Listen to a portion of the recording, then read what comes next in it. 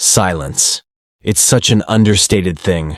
Empty, still, invisible. And yet, it speaks louder than most people realize. We live in a culture that values noise, texts, calls, likes, replies, check-ins, feedback. We often equate communication with connection, presence with validation. So, when someone we care about goes silent, our minds instantly start to race. We read into it. We panic. We question everything. Did I do something wrong? Did they lose interest? Am I not enough? This emotional spiraling doesn't happen in a vacuum. It happens because silence, particularly from someone we're emotionally invested in, feels like abandonment. Not a physical disappearance, but a sudden vanishing of affirmation. Attention and certainty. The loud hum of connection fades, and we're left with a void that demands interpretation. And that's where we make our first mistake, thinking silence means nothing. But silence is something. It's not just absence. It's a message, intentional or not. Sometimes it's a whisper. Sometimes it's a scream. But it always says something. When someone who once communicated freely suddenly withdraws, it creates discomfort. We instinctively want to close that gap. We want to understand it, fix it. Silence can feel like rejection, even when it isn't. But what we often overlook is that silence is, itself, a decision. Not always a clear, confident one. Sometimes it's driven by fear, confusion, shame, or emotional immaturity, but a decision nonetheless. Someone may not know what to say. They may be scared of hurting you. They may be processing their own emotional turmoil, or they may simply not care enough to reach out. That's the brutal truth that silence often hides. It could be a form of protection, but it could just as easily be a reflection of disinterest. The problem is silence gives no clarity, and that lack of clarity becomes a breeding ground for insecurity. The truth is, people who care, genuinely care, find a way to be present. It doesn't mean they're perfect. It doesn't mean they're emotionally articulate or always available, but it means they try, they reach out, they check in. They don't disappear into ambiguity when things get hard, because emotional connection isn't measured by how people show up when it's easy. It's measured by how they respond when it's not. If someone withdraws into silence during moments of difficulty, don't assume it means they have nothing to say. Often, it means there's too much they don't know how to express, and instead of trying, they retreat. That retreat becomes their form of communication, a passive one, but communication nonetheless. And that's where you have to start listening, not to what's being said, but to what's not being said. Ask yourself, what does this silence reveal? Does it reflect care, confusion, avoidance? Is it temporary distance or permanent disconnection? Is it someone taking space to regroup, or someone removing themselves from your life without the courage to say it? These are difficult questions, but they're necessary ones. Because silence, especially prolonged silence, tells you something important. How someone handles discomfort, how they respond to emotional responsibility, and how much they value clarity in a relationship. It's not about vilifying people who go quiet. Everyone has their reasons. Sometimes it's self-preservation. Sometimes it's emotional paralysis. Sometimes it's simply a pattern they've learned. Keep quiet, avoid conflict, hope it blows over. But if you are the one on the receiving end of that silence, if you're left picking up the emotional pieces, that dynamic matters. That behavior has an impact, because silence transfers responsibility. It puts the emotional burden on you. You're the one left wondering, questioning, analyzing. You're the one left managing both your feelings and theirs, even when they've opted out of the conversation. That's not fair. And over time, it's not sustainable. When you're constantly left interpreting silence, you begin to shrink. You second-guess your instincts. You rewrite your worth based on someone else's inconsistency. You tell yourself to be patient, to give them space, to wait just a little longer, because maybe this is just a phase. Maybe they'll come back, maybe there's still hope. But here's the truth. People who care don't leave you wondering. They don't make you work this hard to feel seen. They don't rely on your forgiveness to bypass communication. They show up even if it's messy. They try, even when it's hard. They don't use silence as a placeholder for effort. And here's something else. You deserve effort. You deserve words, even when they're imperfect. You deserve clarity, even if it takes time to find the right language. You deserve presence, even if it's not constant. What you don't deserve is confusion disguised as mystery, neglect dressed up as introspection, or emotional absence passed off as poetic silence. Romanticizing silence is a trap. It keeps you tethered to someone who's no longer emotionally present. It convinces you to wait for words that may never come. And the longer you wait, the more you invest in a narrative that's built on hope instead of truth. So ask yourself again, what is this silence saying? Is it asking for time, or is it signaling withdrawal? Is it an emotional pause or an emotional exit? And most importantly, what are you losing by waiting for someone to speak? Because your energy is finite, your heart deserves reciprocity. And you cannot keep pouring into a space that offers no return. You cannot keep initiating connection when silence is all you receive in return. That's not devotion. That's self-abandonment. The hardest thing to do in these moments is nothing. To not chase, to not beg, to not fill in the blanks. But that's also where your power lies, in restraint, in letting silence be what it is, without giving it a romanticized meaning. In recognizing that if someone wanted to clarify, they would. If someone wanted to stay, they'd find a way to remain present. And if they go quiet, they're telling you something even if they never say a word. Let their silence be their message, and let your response be your clarity. Silence doesn't begin as loud. At first it's subtle, a pause between texts, a message read but not replied to, a shift in tone you can't quite explain, a delayed response that used to come quickly. You tell yourself they're just busy. Maybe they're going through something, maybe they need space, and maybe they do. But the uncertainty creeps in, and over time, what was once a temporary pause starts to feel permanent, lingering, uncomfortable. You begin to notice you're always the one reaching out first. You're the one filling the silence, asking the questions, keeping the thread of connection alive. You reread old conversations trying to find the turning point. Was it something you said? Was it something you didn't say? Was there a moment where the warmth began to cool? This is where the emotional labor of interpreting silence begins. You're not just waiting for someone to speak. You're trying to make sense of their quiet. And in doing so, you begin to lose sight of something important. Your own emotional needs. The silence forces you to do all the emotional math. You start carrying the weight of someone else's avoidance. You overanalyze their last sentence. You pick apart the gaps. You wonder if they're mad or indifferent or just disconnected. And because silence offers no definitive answer, you start creating one. You imagine reasons, excuses, rationalizations. You tell yourself stories to fill the gap. And in doing so, you unknowingly shift from participant in the relationship to translator of someone else's ambiguity. But this is the cost of unspoken things. It makes you work twice as hard to understand half as much. And the more effort you invest into decoding silence, the more distance you create from your own clarity. Silence is not just a lack of words. It's a reflection of how someone chooses to engage with discomfort. When the connection is easy, the conversations flow. But when things get emotionally heavy, silence becomes their response. Not because they have nothing to say, but because they don't want to deal with what needs to be said. That's avoidance, not affection.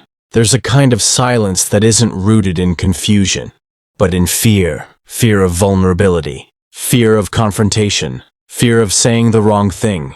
And instead of stepping into the difficult conversation, they disappear into the safety of quiet. They think they're sparing you pain, but they're really sparing themselves responsibility. They don't want to have to explain themselves, risk rejection, or deal with your emotional response. So they go silent, hoping time will dissolve what words should have addressed.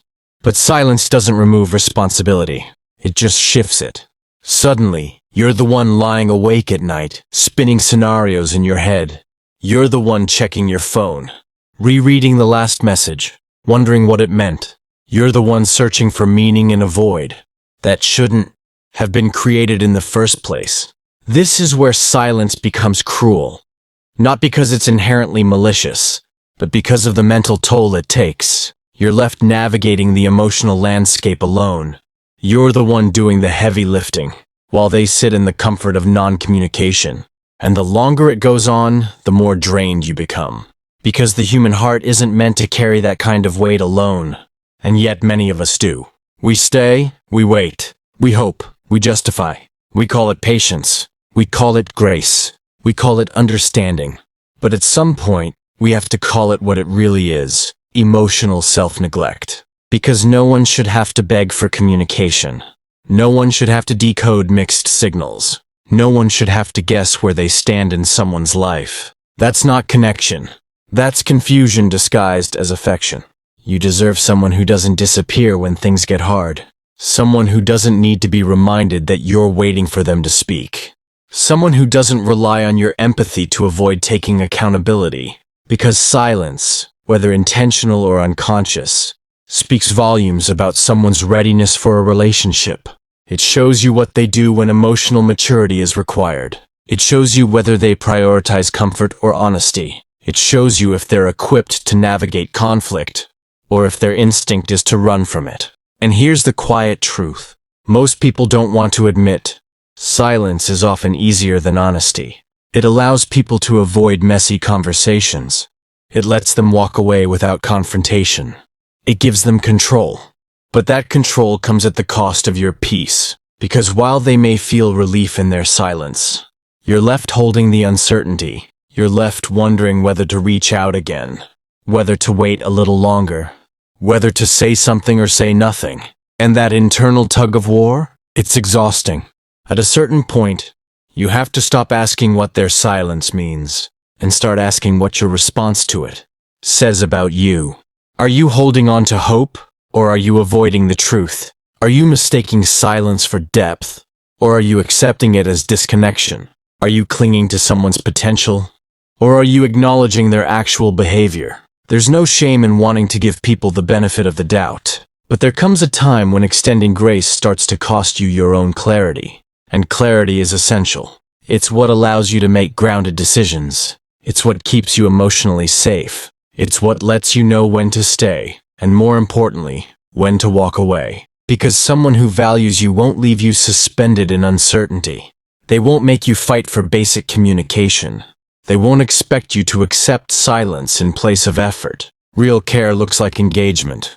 Real connection looks like presence. Real love doesn't hide when it matters most.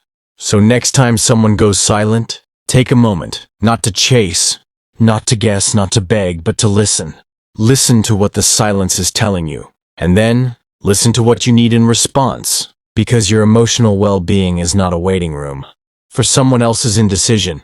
There's a specific kind of exhaustion that comes from being the one who always shows up first. At first it feels like you're just being thoughtful. You send the good morning texts. You plan the calls, the meetups, the little check-ins. You reach out when you sense distance. You initiate again and again because you care. And for a while, that care feels like enough. You tell yourself it's okay. They're just bad at communicating. Maybe they're stressed. Maybe they don't even realize how much space they're creating. You rationalize it because that's what people do when they care. They give grace. They give space. They give time. But grace without reciprocity turns into emotional depletion. Eventually, you begin to feel it. Not as a dramatic shift, but a slow burn. You start to feel like you're maintaining the connection alone. You're reaching out not because it feels natural anymore, but because if you don't, nothing will happen. You're no longer just caring, you're carrying the weight of two people's emotional responsibility. Carrying the burden of presence when theirs is constantly absent. Carrying the connection on your back. And here's where silence does the most damage. It makes you question your own worth. It's subtle at first. You overthink your texts. You reread what you said, worried it came off wrong. You hesitate before reaching out, trying not to seem too needy. You wonder if you're imagining the distance. If you're being too sensitive. If maybe they're doing their best, and you're the problem for expecting more. That inner dialogue? That's not insecurity. That's a natural response to inconsistency, because human beings are wired for patterns. We thrive on emotional consistency. When that pattern breaks, when someone goes from warm to cold, present to absent, engaged to silent, it throws us into confusion. And silence becomes a question mark that never gets answered. You start performing emotional gymnastics trying to explain the silence. You defend them in your head. You say things like, "They're just overwhelmed. They're not great at texting. They have a lot going on. They don't know how to communicate well." And maybe all of that is true. But the point isn't whether they have a reason. The point is whether that reason continues to cost you.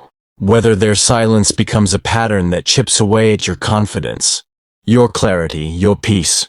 Because even unintentional silence still causes harm. It still has consequences. There's a common myth that silence is neutral.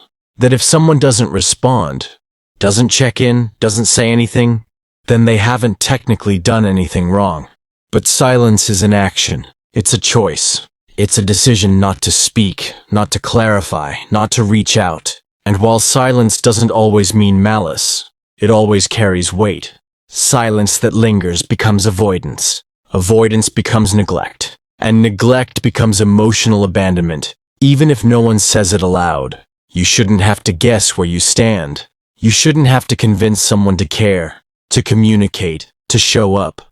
And if you find yourself doing all the initiating, doing all the explaining, doing all the work, then maybe it's not a relationship anymore. Maybe it's an emotional performance, and you're the only one still on stage. There's also this painful moment many people experience when they finally decide to test the silence. You stop texting first. You stop checking in. You wait to see what happens. And the silence just continues. Days pass. Then weeks. Maybe a text eventually comes through, casual and delayed, as if nothing happened. Maybe nothing comes at all. That realization that you were the one sustaining the connection the whole time cuts deep. It confirms what you feared. That your presence wasn't being met with equal effort. That your investment was never fully returned. That their silence wasn't just situational, it was habitual, chosen, comfortable. And that's when you're forced to confront one of the hardest truths of all, that sometimes people will happily receive everything you offer, your attention, your patience, your care, without ever intending to give the same in return. Because it's easy to become emotionally passive when someone else is always emotionally active. They don't have to put in effort. They don't have to risk vulnerability. They don't even have to decide what they want.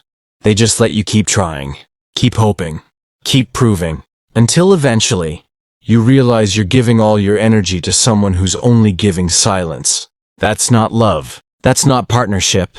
That's a slow erosion of your self-worth. You don't need someone who's just willing to receive. You need someone who contributes, who initiates, who checks in because they want to, not because you prompted them. You need someone who doesn't rely on your emotional labor to maintain the connection. And that's where the shift begins. Not in the other person, but in you. You stop seeing your silence as weakness. You start reclaiming it as self-respect. You stop sending the follow-up text. You stop filling the space. You let the silence breathe, not to manipulate, but to observe. To see what happens when you stop trying. To see who shows up when you stop carrying the weight alone. Because silence doesn't just reveal their effort. It reveals your resilience. It shows you how long you've been showing up for someone who's chosen comfort over clarity. It shows you the gap between what you're giving and what you're receiving. And most importantly, it shows you that the love you've been pouring out to someone else's love you're fully capable of giving to yourself. Choosing yourself in the face of silence is not selfish. It's survival. It's sanity. It's your way of saying, I will no longer settle for connections that require me to abandon myself. Because real love doesn't live in silence. It lives in effort, in consistency, in clarity. It speaks, even when it's hard. It reaches, even when it's unsure. It communicates, not perfectly, but purposefully. And if someone chooses silence instead of showing up, let that be the end of the conversation, not the start of your self-doubt. There's a dangerous tendency in relationships that go quiet We romanticize the silence. It doesn't happen all at once. At first, we're just trying to give them the benefit of the doubt. We assume silence means they're thinking, processing. Maybe they're just overwhelmed by feelings so big they don't yet have words for them. We've seen the movies, read the novels, those long pauses, where someone walks away, quietly only to return later with a grand confession. We want to believe that's what's happening, that the silence is sacred, that it's meaningful, that it's poetic. But more often than not, real-life silence isn't poetic, it's avoidant. It's messy. It's emotionally disconnected.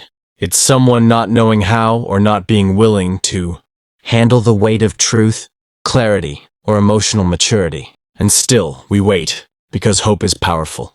It's sticky. It gives us a reason to stay. We tell ourselves, if I just hold on a little longer, maybe they'll come back. Maybe they just need time. Maybe this silence means something deeper, something beautiful that's just waiting to unfold. And in that space, we start doing something dangerous. We fill in their silence with our own fantasy. We assign meaning they never gave us. We create emotional depth where there may be none. We tell ourselves stories. He's just scared. She's overwhelmed. They care too much and don't know how to show it. But the truth is, silence can't be a substitute for communication. It can't carry a relationship. It can't meet your needs. And it can't replace effort. What happens when we romanticize silence is that we fall in love with potential. We hold on to what we want someone to feel instead of what they're actually showing us. We stay loyal to the memory of who they were at their best, not the reality of who they are right now. We replay the good moments over and over, using them to justify why we should stay, why we should keep reaching out, why we should ignore the emptiness growing between us. But relationships aren't measured by the highest moments, they're measured by consistency. They're measured by what happens when things aren't perfect, by how people show up when it's uncomfortable, inconvenient, or uncertain. And silence, no matter how softly it arrives, reveals everything we need to know about someone's emotional capacity. It reveals whether they're equipped to stay present, or whether they flee at the first sign of discomfort. It shows whether they're willing to work through things, or whether they prefer to wait and hope the issue dissolves on its own. Avoidance masquerades as many things. I'm giving space. I'm trying not to say the wrong thing. I just needed time to think. But what it really means is, I'm not willing to engage with this emotionally. And someone who isn't willing to engage with discomfort can't build a relationship that lasts. That doesn't make them a bad person. It doesn't mean they don't feel anything. But feeling something and being able to show up for it are two different things. You can't build a relationship on good intentions alone. You need communication, accountability, action. And when those things are missing, when someone defaults to silence and stays there, it's no longer about giving them space. It's about honoring your own. This is where the real shift begins. Not by resenting the other person, but by reclaiming your narrative. By asking yourself, what is this silence actually costing me? Is it making you doubt your self-worth? Is it keeping you stuck in emotional limbo? Is it encouraging you to shrink your needs just to stay low maintenance? Is it asking you to prove you're lovable, patient, understanding, even when you're hurting? Because if silence is costing you your peace, it's too expensive. And here's the thing. Someone who truly cares about you will care about how their silence affects you. They won't let you sit in confusion. They won't go missing when it matters most. They'll find a way to communicate, even if it's messy, even if they don't have the perfect words. Because people who want to stay find ways to show up. Sometimes the silence isn't deep, sacred, or romantic. Sometimes it's just silence. And when you stop filling in the blanks with fantasies, you start seeing that clearly. You begin to recognize that the version of them you're holding on to may only exist in your mind. The potential you're waiting for may never become reality. That's a hard truth. But it's also a freeing one. Because when you stop chasing the story you hoped for, you make space for the truth. You begin to accept that closure doesn't always come in words. That not every connection ends with a final conversation or mutual understanding. Sometimes it ends in silence. And that silence is the closure. Letting go of the fantasy allows you to return to yourself, to stop anchoring your worth in someone else's ability to communicate, to stop shrinking your needs so you can be easier to keep around, to stop waiting for someone else to validate your emotions and start doing that work for yourself. You deserve a relationship where love is expressed out loud, not just assumed, implied or buried in prolonged silence. You deserve someone who doesn't just feel for you in private, but shows up for you in practice. Someone who doesn't rely on your patience to compensate for their distance. Someone who sees your need for communication not as a burden, but as a doorway to deeper connection. Because love doesn't hide. It doesn't vanish when things get hard. It doesn't leave you trying to decipher silence, wondering if you're still cared for. Love shows up. It speaks even when the words are imperfect. It tries. It commits to honesty, even when it's uncomfortable. And if you're not receiving that, then it's not the love you deserve. So the next time silence arrives, don't romanticize it. Don't project depth where there is only avoidance. Don't turn a lack of effort into a symbol of emotional complexity. Sometimes, silence just means they're not willing to do the work. And you deserve more than that. You deserve presence. You deserve clarity. You deserve to stop writing emotional love letters to someone who's no longer reading. There comes a moment in every emotionally one-sided connection when you stop listening for their words and start listening to yourself. When the silence stops feeling like a question and starts becoming an answer. When the energy you've spent trying to understand someone else is redirected inward to your own needs, your own clarity, your own peace. This is where healing begins. Because silence, for all its confusion and frustration, eventually forces you to confront one essential truth. Your worth is not measured by someone else's ability to see it. It's easy to forget that when you're wrapped up in the silence of someone you care about. When you're emotionally attached, their absence becomes deafening. You find yourself trying harder. You text again just in case. You wait a little longer, hoping this is just a phase. You give them the benefit of the doubt, even when the doubt is the only consistent part of the relationship. And then one day, something shifts.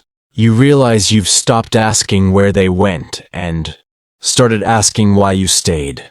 You recognize that you've been investing in a dynamic where your emotional needs were constantly put on hold, where your presence was treated as optional, where your voice echoed into silence, and no one echoed back. That's when you begin to choose yourself, not out of spite, not out of bitterness, but out of necessity.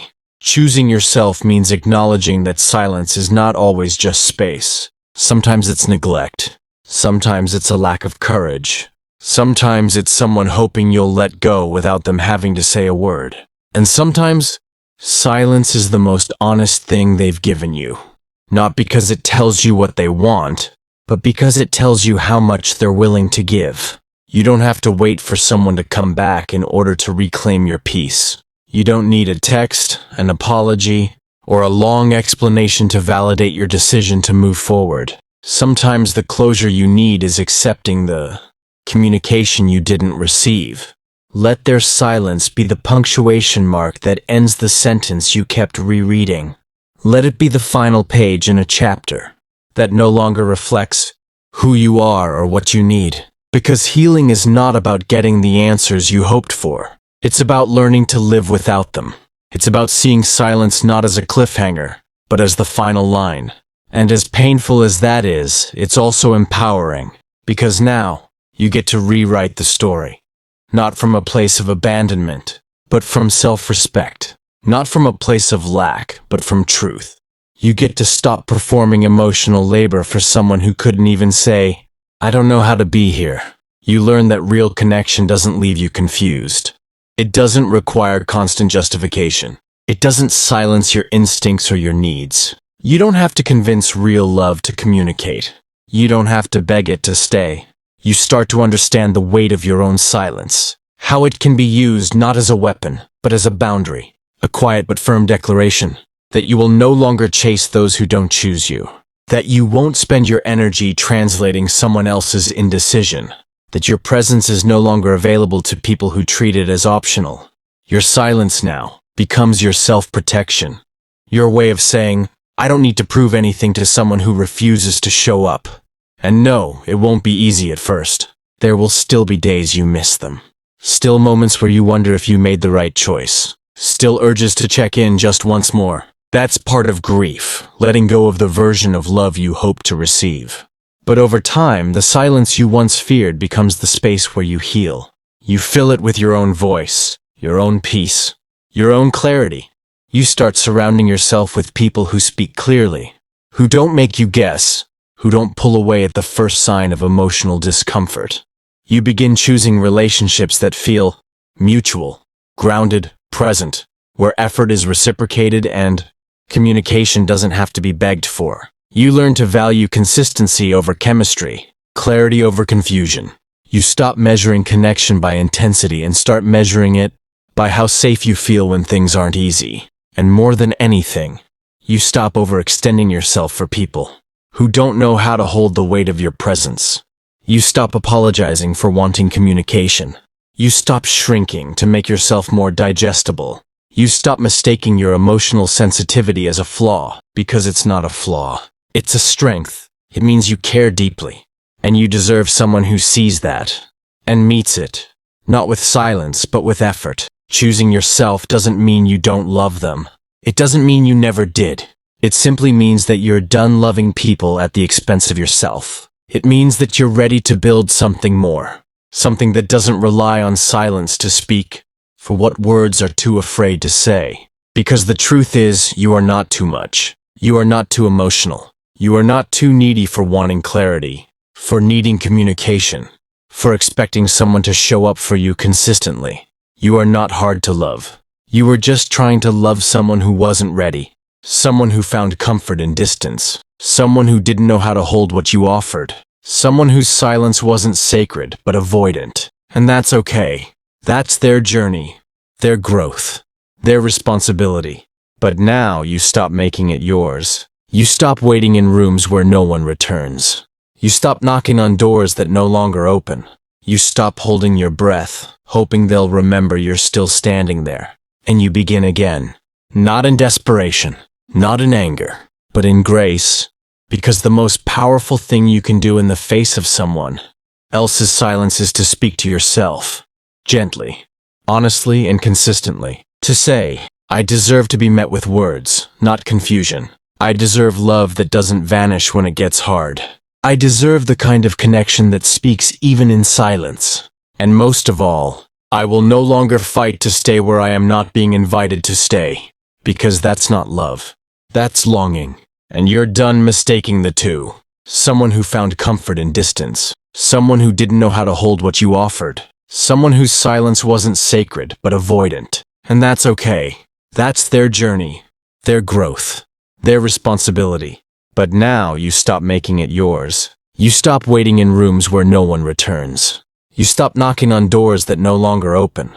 You stop holding your breath, hoping they'll remember you're still standing there. And you begin again. Not in desperation, not in anger, but in grace. Because the most powerful thing you can do in the face of someone else's silence is to speak to yourself. Gently, honestly, and consistently. To say, I deserve to be met with words, not confusion. I deserve love that doesn't vanish when it gets hard. I deserve the kind of connection that speaks even in silence. And most of all, I will no longer fight to stay where I am not being invited to stay. Because that's not love. That's longing. And you're done mistaking the two. If you've found yourself stuck in someone else's silence, waiting, wondering, questioning your worth, let this be your turning point. You don't have to chase clarity. You don't have to earn consistency. You don't have to stay in spaces that make you feel small. Choose yourself. Not because you're giving up on them, but because you're finally showing up for you. Let silence be the signal, not the story. Let it remind you that your energy is precious. Your heart is valuable, and your peace is non-negotiable. If this resonated with you, take a moment today to pause, reflect, and ask yourself, where am I overgiving? Where have I been waiting for someone who's not meeting me halfway? What would it look like to reclaim my voice, starting now? And then take one small step. Send the message you've been afraid to send. Set the boundary you've been afraid to set. Release the silence you've been trying to solve. You don't need permission to honor your needs. You just need the courage to stop settling for half-hearted love. Speak up, walk away, heal. Whatever your next step is, make sure it brings you closer to you. Your healing starts when you stop waiting and start choosing.